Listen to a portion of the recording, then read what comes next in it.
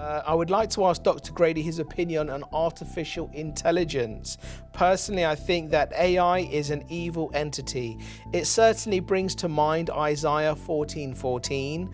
I will ascend above the tops of the clouds. I will make myself like the Most High. Is this Satan trying to imitate the Holy Spirit? I would love to hear Dr. Grady's opinion. Well, I think that we just need to talk about technology, period. Absolutely. And AI is a part of technology. For sure. I will say technology is neutral. It's what you do with it that makes it good or bad. Very good. Now, for instance, my wife, 22 years ago, survived breast cancer. This was found during a mammogram. But AI has improved the mammograms beyond human capabilities in the general sense that the typical radiologist will not see things that AI can see and catch breast cancer even earlier now than we used to be able to. So certainly that's good. On the other hand, AI could be used to be weaponized. So the thing is that the technology is neutral. It's what you do with it. So are people using it for a good purpose or a bad purpose? Because the technology itself isn't good or bad. It's just technology. Let's talk about how AI is being used in the in the medical industry, the medical. You've just mentioned there it can be used in hospitals. Can you give us a further insight, please? Well, AI is currently improving diagnostics of all sorts. I mentioned breast cancer in particular because that's been most mentioned recently. But AI is going to be able to help us in the development of vaccines. It's going to be able to help us with the diagnostics. It may, and I say may, help us to unlock even the ability to restore regenerative things in our own body, that we may be able to find the key. And this is something that we've dreamed about for a long time. Every cell in your body has, except for a couple of small exceptions, the information, the blueprints for the body. If we could find the right triggers, we could then regenerate an arm or leg that have been lost. AI might be able to help us to do that. Specifically, how can AI? Is it talking about putting this information into the AI algorithms and AI giving you a report on possible conclusions and solutions? Is that what we're talking about here? Well, the thing with AI is it isn't intelligent. Mm-hmm. To say artificial intelligence is actually just a misnomer in labeling it. Yeah. What it is the ability to take information that humans have gathered together and manipulate it and process it so much faster than we can as humans, because it's working at computer speeds. And it's using tremendous mass forces of what would be the equivalent of millions of human brains working at the same time on a specific project. Yeah. But humans are still the ones who program it. You know, the computer is not greater than the human who created it, or humans, to be more specific.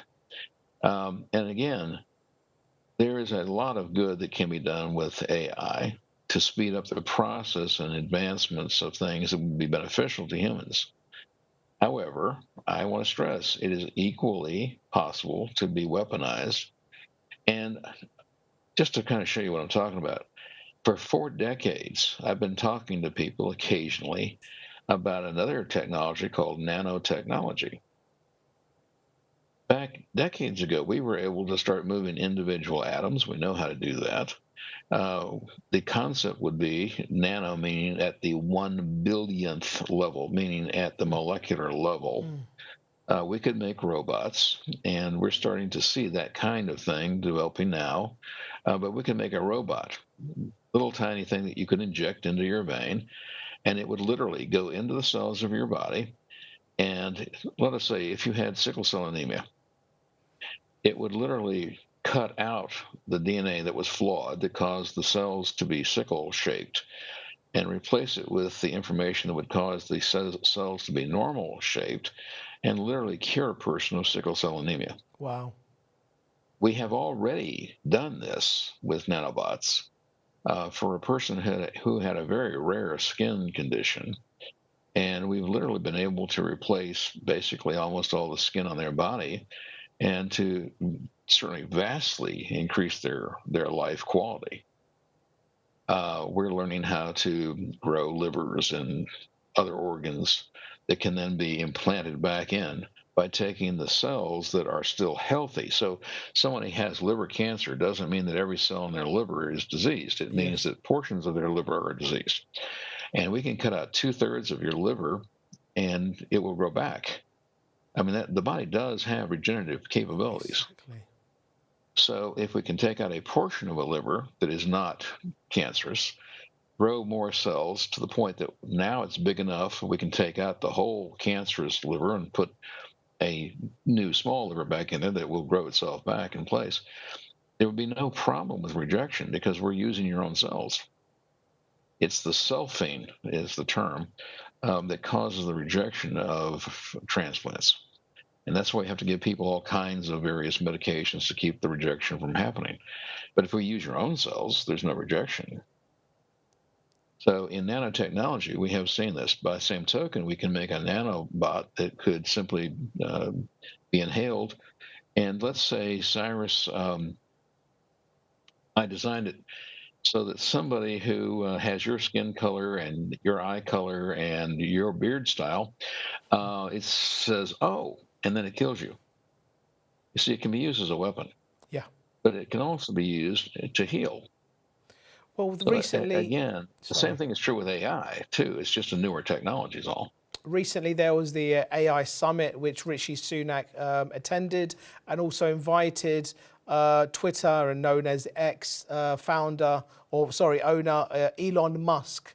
And even Elon Musk, who is developing these kind of technologies of artificial intelligence, he's even said, we need to slow down this technology. This is going a little bit too fast. And also the dangers that it could be overtaking the workforce, overtaking jobs and such things. What are your thoughts on that?